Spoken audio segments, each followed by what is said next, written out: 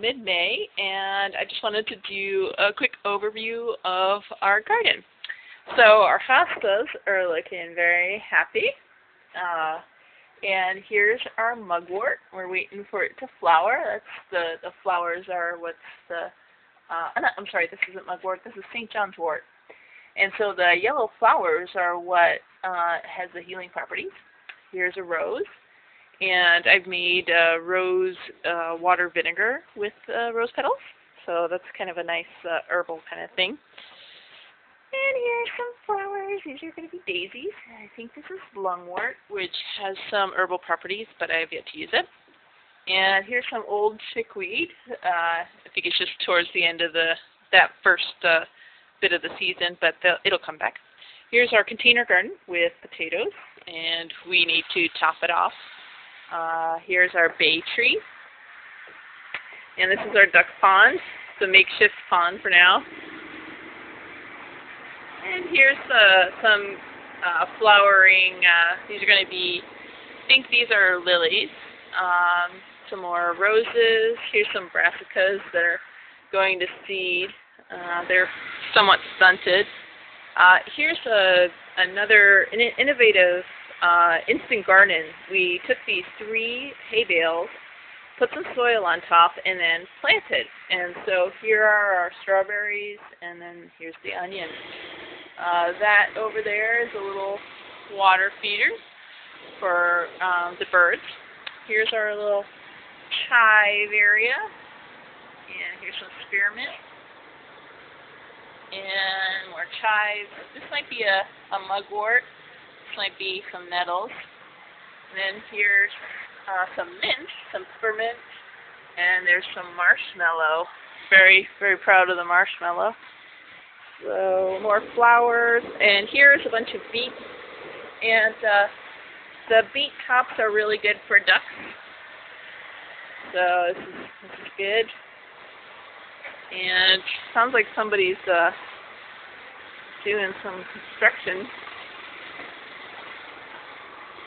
So we're in the Pacific Northwest, and we have a lot of what's called horsetail. Horsetail is this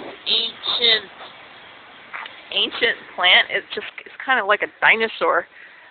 It's like segmented, and it's supposed to be good for your bones. So here's our brassicas. These are mustard greens. They're going to seed. It's kind of dry, and I wasn't watering yet, so that's that. Here we have another part of the garden. This used to be a basketball court, and my boyfriend took a jackhammer and took that all away. Here's our compost piles. So we turn that, we do our regular compost, put it over there. So here are raspberries. This was a bunch of clover. Clover is a nitrogen fixer, so it's good for the soil. Here's our hops growing up on the old basketball court pole. Here's strawberries. And our strawberries are looking kind of lanky, so they may be needing some sun.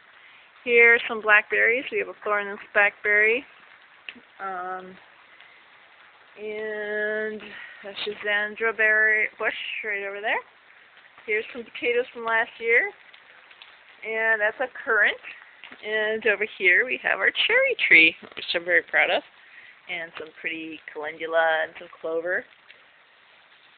So we've been busy, so I'm going to quickly run to the front. So,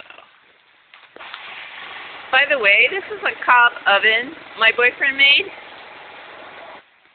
Here's our worm bin, our interim worm bin. You can see there's a bunch of worms there.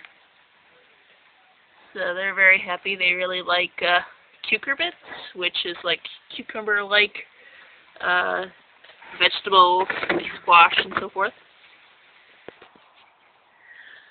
So here's our front yard, and I'm just going to show what's going on over here. We have a bunch of container garden things going on.